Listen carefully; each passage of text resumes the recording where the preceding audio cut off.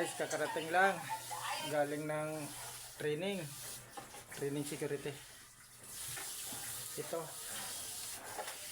Paingay-ingay lang ng konti. Tapos, biyahe na naman tayo.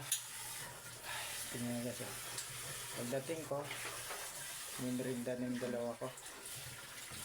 Ayun, sinama nila. Ugas plata.